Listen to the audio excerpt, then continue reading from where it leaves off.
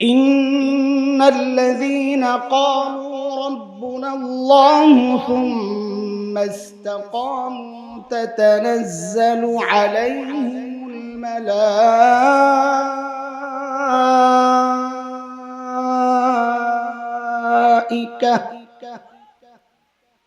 লম্বা সময় পর্যন্ত আপনারা হযরতে উলামায়ে কেরামের জবানে দ্বীনের কথা শুনেছেন। দ্বীনের ভালোবাসার জন্য, ভালোবাসার কারণে মাদ্রাসাকে কিছু সহযোগিতাও করেছেন। আল্লাহ তাআলা যিনি বলেছেন তাকে তার জবানে, তার হায়াতে, তার ইলমে আমলে বারাকা দান করে এবং সহিহ কথাগুলোর উপর আমাদের সবাইকে আমলের তৌফিক দান করে। আমি কুরআন আল কারীমের সূরা নূরের একটা আয়াত পড়েছি, আয়াত নাম্বার 55। এই আয়াতকে সামনে রেখে কিছু কথা আপনাদের সামনে বলতে চাই। আপনাদের একটু মনোযোগ দরকার, আমার খুব মনোযোগ দরকার। শুনবেন নি একটু মনোযোগ দিয়া কথাগুলো ইনশাআল্লাহ? হ্যাঁ, মনোযোগ আছে নি আপনাদের? ঘুমায় টুমায় যান নাই তো? পরীক্ষা নিব, পরীক্ষা নিলে তো আবার ফেল করবেন, করবেন না ইনশাআল্লাহ? মাশাআল্লাহ, ঠিক আছে। দেখি কে কে ঘুমাইছেন একটু হাত তুলে দেখান তো। আল্লাহু আকবার। দেখছেন অবস্থা? আপনি কোন ফেল করুন না, কত মানুষ ফেল করছে। এই মনোযোগ কাজ হবে না, পুরা মনোযোগ লাগবে, ঠিক আছে ইনশাআল্লাহ? হ্যাঁ, আগা গোড়া মনোযোগ দিয়া শুনবেন ইনশাআল্লাহ। যেহেতু মাদ্রাসার প্রোগ্রাম, আমরা কি করি এখানে এটা একটু আপনাদের জানা দরকার, এবং যারা পড়ছে পড়াচ্ছে তাদেরও জানা দরকার তারা কারা। আপনারও জানা দরকার আমরা কারা। দোস্ত, আল্লাহ সুবহানাহু ওয়া তাআলা জমিনে যত নবী পাঠিয়েছেন আলাইহিমুস সালাতু ওয়াস সালাম, আল্লাহ এই সমস্ত নবীদেরকে কখন পাঠিয়েছেন, কেন পাঠিয়েছেন? আল্লাহ তাআলা যখন দেখেছেন তার বান্দা ধ্বংসের খাদে চলে গেছে, ওই বিপন্ন বিপর্যস্ত মানবতাকে রক্ষার জন্য, ওই অসুস্থ মানুষগুলোকে সুস্থ করার জন্য, ওই জাহান্নামের রাস্তায় দৌড়াতে থাকা মানুষগুলোকে জান্নাতের রাস্তায় উঠায়া দেওয়ার জন্য আল্লাহ সুবহানাহু ওয়া তাআলা যুগে যুগে হযরতে আম্বিয়া আলাইহিমুস সালামকে দুনিয়ায় পাঠিয়েছেন।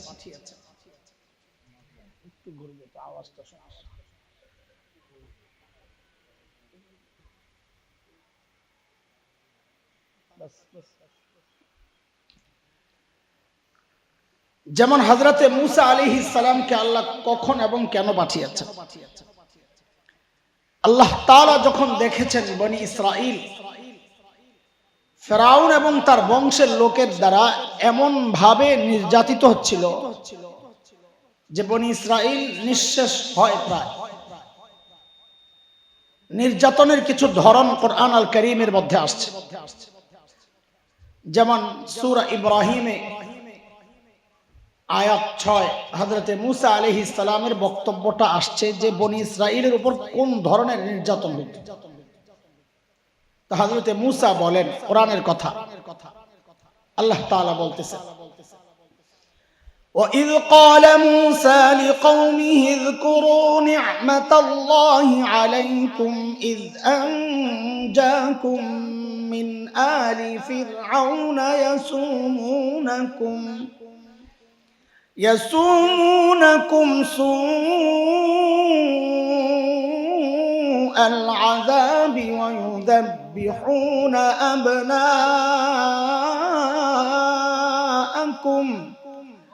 وَيَسْتَحْيُونَ نِسَاءَكُمْ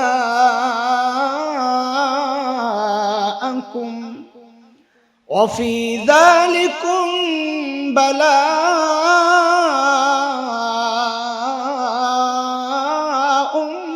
مِّن رَّبِّكُمْ عَظِيمٌ।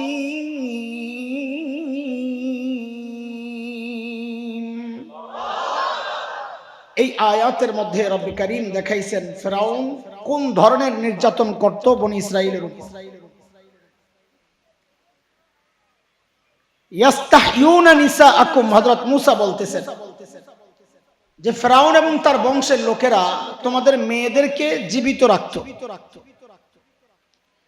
আর ছেলে জন্ম নিলে গণকদের স্বপ্নের ব্যাখ্যায় ফেরাউন এতটা ভয় পেয়েছিল যে বনি ইসরাইলে যত ছেলে জন্ম নিত ফেরাউন তার ক্ষমতা হারানোর ভয়ে ওই সদ্যজাত শিশুকে জবেহ করে করে হত্যা করত।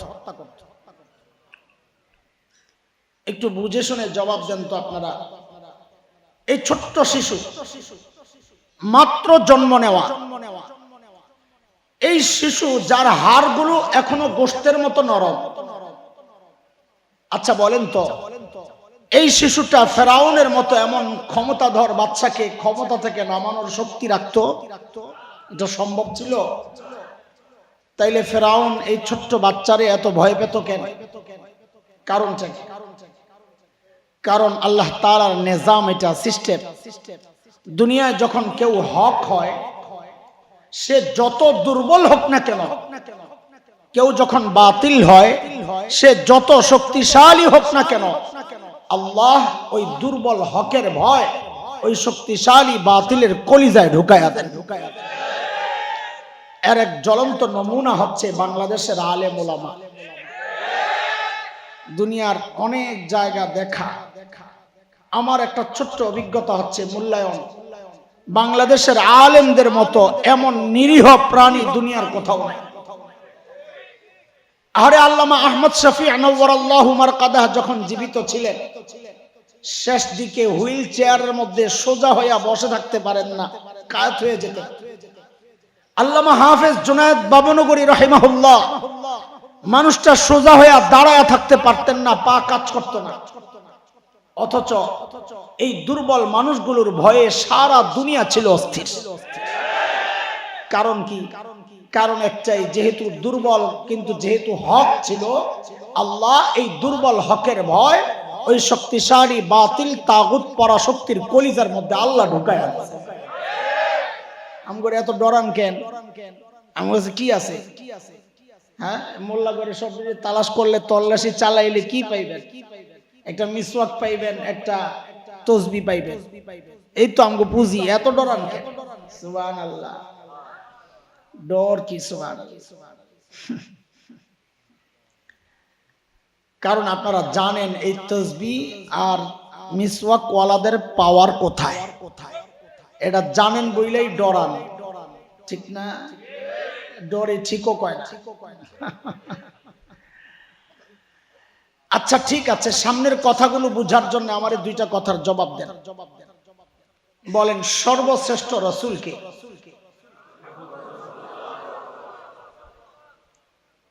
সর্বশ্রেষ্ঠ রাসূলকে, রাসূল পায়া কি আপনারা আনন্দিত না, গর্বিত না? জবাবে কিন্তু আমাদের গর্ব প্রকাশ পায় না। বলে কেমনে বললে প্রকাশ পাবে? একটু ঘুরাইয়া বল। যদি জিজ্ঞেস করা হয় সর্বশ্রেষ্ঠ রাসূলকে, একটু গর্বের সাথে বলবেন আমাদের রাসূল মুহাম্মদুর রাসূলুল্লাহ। আরে ভাই, আমি আপনি দুনিয়ার সবাই মিল্লা যদি স্বীকার করি নবী সর্বশ্রেষ্ঠ রাসূল, তাও নবী সর্বশ্রেষ্ঠ রাসূল। আমরা সবাই মিল্লা যদি অস্বীকার করি, তাও নবী সর্বশ্রেষ্ঠ রাসূল। আমাদের বইলা একটু নিজের পাওয়ারটা, দামটা একটু বাড়ায় লইতে হয়। দুনিয়ার সামান্য একটা এমপির ছেলে, ও কথা বলার সময় যেই ভাবটা লয়, আবে আমারে চিনসবে, এমপির বলা খায়, আর আমি সর্বশ্রেষ্ঠ রাসূলের উম্মত, আমি এই কথাটা গর্বের সাথে বলতে পারি না। তো বলেন সর্বশ্রেষ্ঠ রাসূল কে? আরে বলার সময় একটা ভাব তো লন মিয়া, আমাদের রাসূল মুহাম্মদুর রাসূলুল্লাহ। নাম্বার একটু কম পাইছেন, কিন্তু সামনেরটা পুরা নাম্বার অ্যানসার কইরা এভারেজ A+ বানায় লইয়েন। আমার গলাটা ব্যথা করতেছে, কথা বলতে কষ্ট হইতেছে। মাইকের সমস্যা, আমি ওটা বলবো না, কারণ এক অভ্যাস খারাপ। আমি এটা বললে মনে করবো নিজের গলা ভাঙ্গা। এটা কয় আমার গলা ভাঙ্গা, আমি স্বীকারই করি। ঘরে বউ যদি একটু করা হয়, জামাইয়ের একটু নরম হইতে হয়। আবার জামাই করা হইলে বউর একটু নরম হইতে হয়, তাহলে সংসারটা টিকা যায়। আর দোনোটা করা হইলে সংসার টিকা মুশকিল। আমার তো আজীবন গলা ভাঙ্গা, মাইকেরও যদি গলা ভাঙ্গা থাকে তো সংসার টিকা মুশকিল হয়ে যাবে। বুঝছেন না কথা? আচ্ছা ঠিক আছে। আল্লাহ, এই যে গলা ভাঙ্গা, অল্প সর্দি কাশি, এই রোগের চিকিৎসার জন্য মানুষ কি দেশের সবচেয়ে বড় ডাক্তার তালাশ করে, না পাড়া মহল্লার স্থানীয় যে ডাক্তার, ওই স্থানীয় ডাক্তার তালাশ করে? আশা জব তো ঠিক আছে, কিন্তু রোগ যদি বড় হয়, বড় ডাক্তার। কত বড় ডাক্তার? রোগী যত বড় তার আশাও থাকে ডাক্তারও হবে তত। এবার এই দুই কথার মিলাম, যেহেতু আল্লাহ সুবহানাহু ওয়া তাআলা নবীদেরকে দুনিয়ায় পাঠিয়েছিলেন দুনিয়ার অসুস্থ মানুষের চিকিৎসার জন্য, তো বোঝা গেল আল্লাহ সর্বশ্রেষ্ঠ রাসূলকে ওই যুগেই পাঠাইছেন যেই যুগের মানুষগুলো ছিল মানব ইতিহাসের সবচাইতে খারাপ মানুষ। বলে আপনার এই কথার প্রমাণ কি? বলে ডাক্তার যেহেতু সবচাইতে বড়, বোঝা গেল রোগীও সবচাইতে। সেই যুগটাকে বলা হয় আইয়ামে জাহিলিয়া, বর্বরতার যুগ। বর্বরতার মাত্রা কত দূর ছিল যে ওদেরকে ঠিক করার জন্য আল্লাহ সর্বশ্রেষ্ঠ রাসূল পাঠালেন। ইতিহাস পড়েন, দেখবেন পশম দাঁড়ায় গেছে।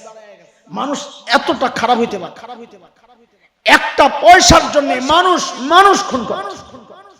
মূর্তি পূজা এখন হয় কি হয় না? তখনও হয়তো। পার্থক্য কি?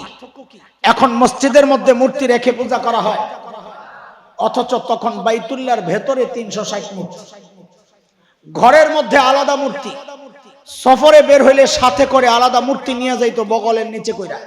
কেন? রাস্তায় পূজা করার জন্য যদি আবার খোদা না পাওয়া যায়, ওর আরেক বিপদ না? রাস্তায় সুন্দর একটা পাথর দেখছে তো পকেটের মূর্তি ফালাইয়া দিস, প্রতিমা বিসর্জন, ওই সুন্দর পাথরের পূজা করা শুরু করছে। জন্ম নিয়ন্ত্রণ এখন হয় কি হয় না? তখনও হতো। পার্থক্য কি? এখন জন্ম নিয়ন্ত্রণ হয় পেটের মধ্যে বাচ্চা নষ্ট করা হয় অথবা আসতে দেওয়া হয়, আর তখন জন্ম নিয়ন্ত্রণ হতো বাচ্চা হওয়ার পর দেখতো ছেলে না মেয়ে। যদি দেখছে ছেলে রেখে দিত, আর যদি দেখছে মেয়ে, এটা ছিল বাবার জন্য সামাজিক কলঙ্ক। আমি মেয়ের বাবা, ওই কলঙ্ক থেকে বাঁচার জন্য বাবা নিজ হাতে নিজের কলিজার টুকরা মেয়েকে জীবন্ত দাফন করে। কুরআন আল কারীমের সূরা নাহল এর 58-59 দুইটা আয়াতে আল্লাহ তাআলা এই কথাগুলো বলেছেন। তাফসীর কিতাবে পড়বেন, দেখবেন কি অবস্থা। আল্লাহ বলেন, وَإِذَا بُشِّرَ أَحَدُهُم بِالْأُنثَىٰ ظَلَّ وَجْهُهُ مُسْوَدًّا وَهُوَ كَظِيمٌ يَتَوَارَىٰ مِنَ الْقَوْمِ مِن سُوءِ مَا بُشِّرَ بِهِ أَيُمْسِكُهُ عَلَىٰ هُونٍ أَمْ يَدُسُّهُ فِي التُّرَابِ أَلَا سَاءَ مَا يَحْكُمُونَ।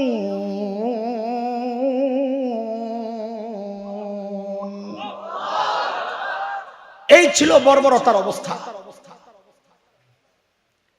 মানুষগুলো এতটা খারাপ কেন হয়েছিল? কারণটা কি? দারুল দেওবন্দের প্রায় 50 বছরের প্রিন্সিপাল হাকিমুল ইসলাম কারি তৈয়ব রহমতুল্লাহি আলাইহি বলেছেন, মানুষগুলো এতটা খারাপ হওয়ার পেছনের মৌলিক কারণ ছিল দুইটা। বলেন তো কটা? আমার সাথে কিন্তু পড়া মুখস্থ করা লাগবে আজকে। আমার অভ্যাস, এক একজনের বয়ানের এক একটা স্টাইল থাকে, ধরন থাকে। আমারও একটা ধরন আছে, আমি বয়ান মুখস্থ করাই, আগা গোড়া পুরা পড়া আমারে শোনাইতে ইনশাআল্লাহ। বিশেষ করে সামনে পোলাপান যেগুলো বইছস, আগে আগে জায়গা দখল করছস মুরব্বি করে পিছনে ফেলাইয়া, যদি ঠিক মতন পড়া না শোনাইতে পারো সব ডিরে মুরগি বানায় থুয়া তোমার। আমগো বদ অভ্যাস আছে। মৌলিক সমস্যা কয়টা ছিল? এক নাম্বার ছিল মূর্খতা, জাহালত, অজ্ঞতা, লেখাপড়া নাই, মানুষ অপরাধ করে। দুই নাম্বার ছিল চারিত্রিক অধপতন, চরিত্র নষ্ট। আরে একটা না থাকলেই তো মানুষ অপরাধ করে। যেমন ধরেন একজন ইঞ্জিনিয়ার শিক্ষিত না মূর্খ? লেখাপড়া আছে না নাই? কিন্তু জাতি কি দেখলো, চরিত্র নষ্ট হওয়ার কারণে ইঞ্জিনিয়ার সাহেব কি করছে, সরকারি কাজ পাইয়া রডের বদলে বাঁশ ঢুকায় দিছিল। কেন? লেখাপড়া নাই, সেজন্য চরিত্র নষ্ট। আর আরবের সেই সময়ের মানুষগুলোর মধ্যে না ছিল লেখাপড়া, না ছিল চরিত্র। সমস্যা কয়টা বলেন? এই দুই মৌলিক সমস্যা, সমস্যার অভাব ছিল না, মৌলিক সমস্যা এই দুইটা। এই মৌলিক এই দুই সমস্যা মোকাবেলার জন্য আল্লাহ সুবহানাহু ওয়া তাআলা সর্বশ্রেষ্ঠ রাসূল সাল্লাল্লাহু আলাইহি ওয়াসাল্লামকে মৌলিক দুইটা মিশন দিয়া দুনিয়ায় পাঠায়া। বলেন সমস্যা কয়টা, সমাধান কয়টা? বলেন না, আবার বলেন সমস্যা কয়টা, সমাধান কয়টা? আল্লাহর হাবিব নবুয়ত পেয়ে ঘোষণা দিলেন, ইন্নামা বুইস্তু মুআল্লিমা বুইস্তু লিউতাম্মিমা মাকারিমাল আখলাক।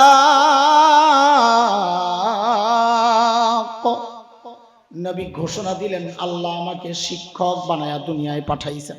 কি বানায়? বলেন সবাই। আমার নবী কি ছিলেন? আমার নবী কি ছিলেন? আমার নবীকে বলা হয় উম্মি নবী। অনেকে অর্থ না জানার কারণে বলে মূর্খ, জাহেল। নাউজুবিল্লাহ। আমার নবী জাহেল হবেন থাক দূরের কথা, আমার নবী ছিলেন দুনিয়ার সব শিক্ষিত মানুষের শিক্ষক।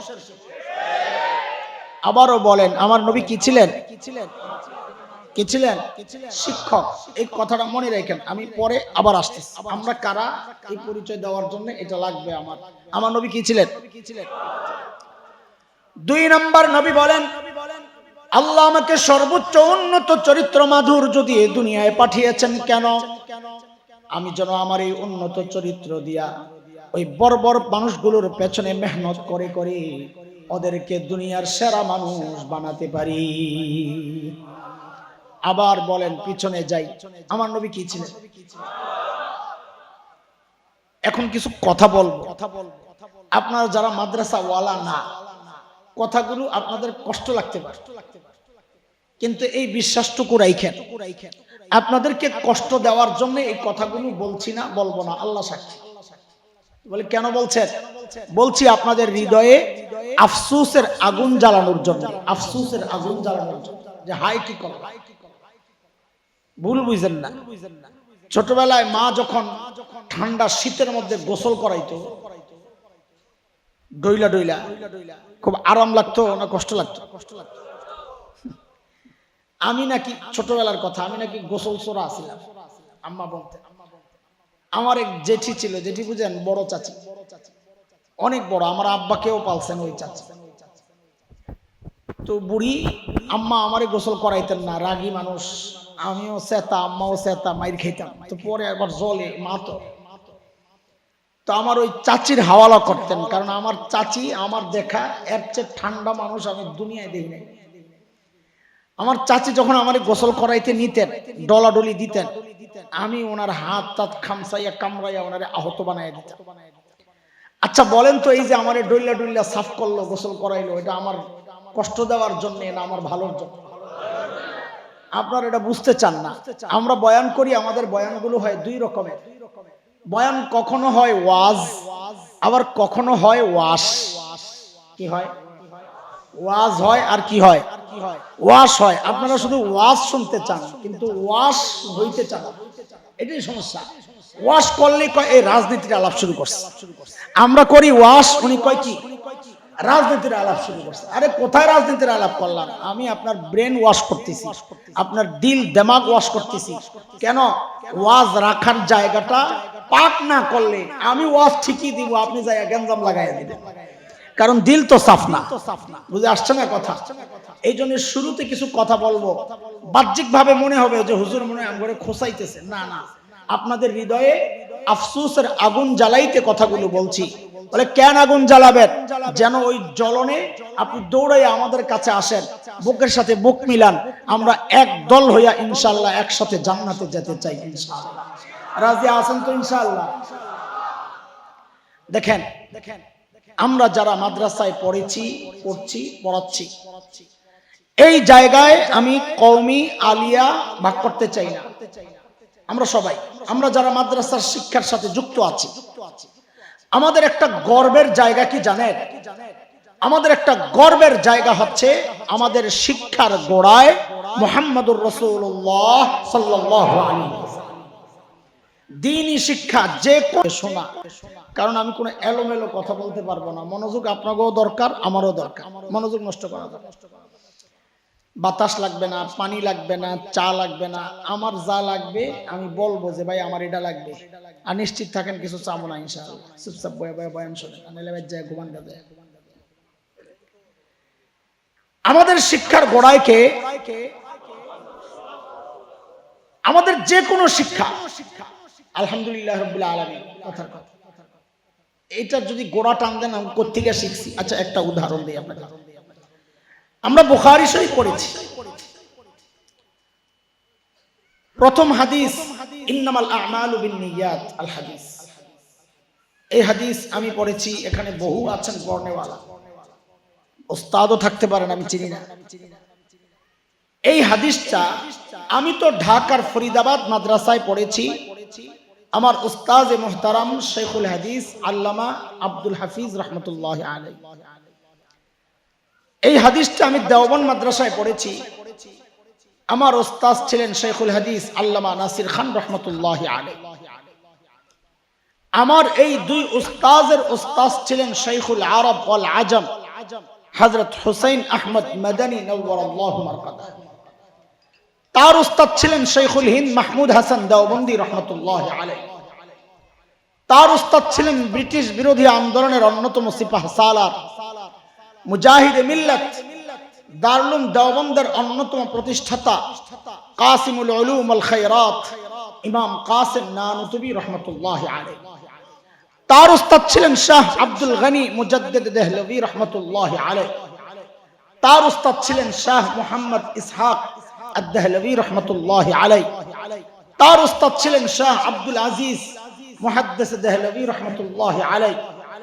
তার উস্তাদ ছিলেন শাহ ওয়ালিউল্লাহ মুহাদ্দিস দেহলভী রহমতুল্লাহ আলাইহি। তার উস্তাদ ছিলেন আবু তাহের আল মাদানী রহমতুল্লাহ আলাইহি।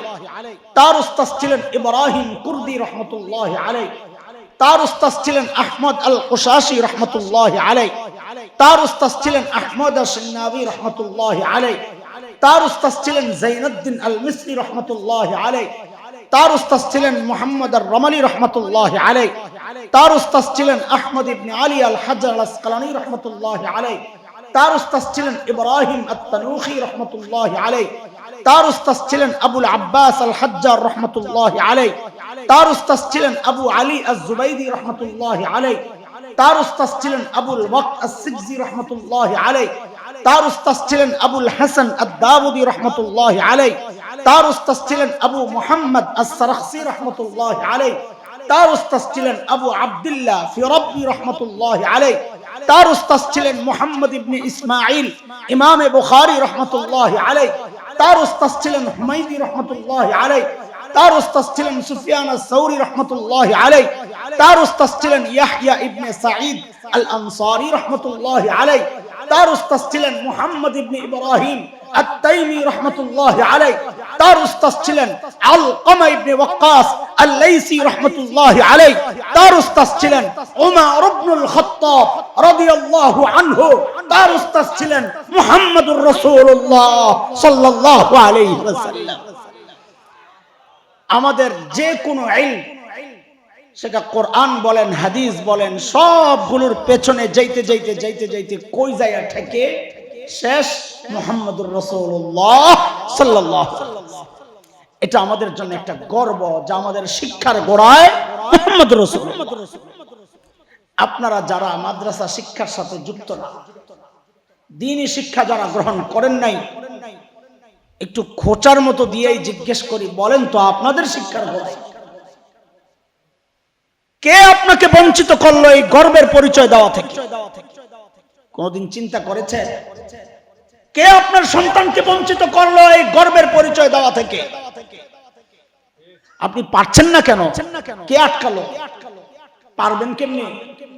কারণ আমার শিক্ষা সিলেবাস তো তৈরি করে দিয়েছেন খলিল ইব্রাহিম আলাইহিস সালাতু ওয়াস সালাম।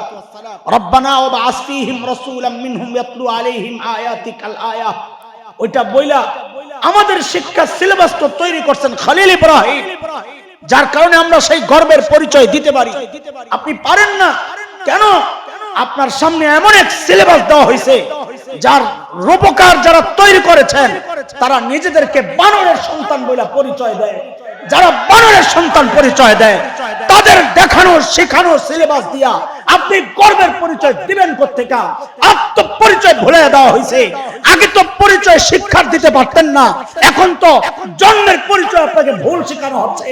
আপনি গর্বের পরিচয় দিবেন আপনি নবীর সন্তান, আদমের সন্তান, অথচ আপনাকে শেখানো হচ্ছে না আপনি নবীর সন্তান না, আপনি বানরের সন্তান। দোস্ত কষ্টে বলছি কথাগুলা, এগুলা শুধু আমাদের তো বলার কথা ছিল না, আপনারও তো ফুঁসে ওঠার কথা ছিল, এই চিৎকারটা আপনারও দেওয়ার কথা ছিল। কেন আপনাকে বঞ্চিত করা হলো? আমরা চিৎকার করছি, আমাদের দিলে আপনাদের জন্য মহব্বত আছে, সেই জন্য চিৎকার করছি। আওয়াজ আপনাদেরকে উঠাইতে হবে। এখানে রাজনীতির গন্ধ খুঁজছেন না, এটা আত্মপরিচয়, নিজের গর্বের পরিচয়ের ব্যাপার। এটা আমার চেতনা, বিশ্বাস, আমার আকীদার ব্যাপার, এটা আমার তাহজিব তামাদ্দুনের ব্যাপার। উলামায়ে কেরামের সাথে একসাথে আওয়াজ উঠাইতে হবে। গর্বের পরিচয় থেকে আমাদেরকে যারা বঞ্চিত করতে চায় এই জমিনে তাদের রক্ষা নাই, রক্ষা নাই।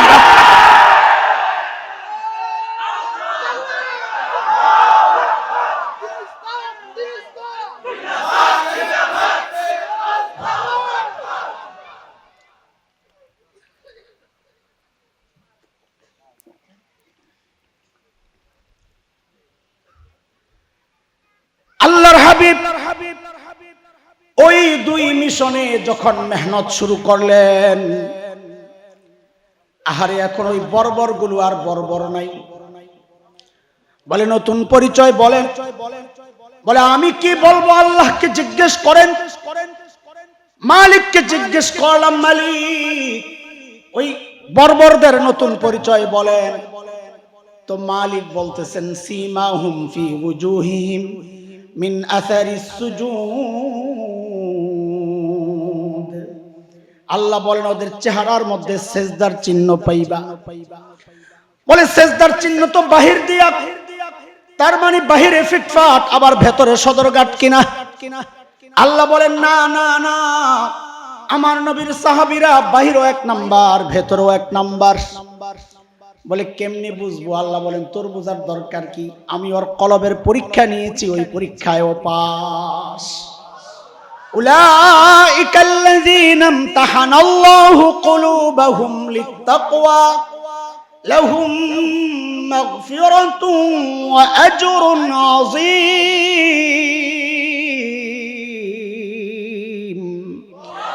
আল্লাহ বলেন ওর পরীক্ষা আমি নিয়েছি, ওই পরীক্ষায় ও পাস।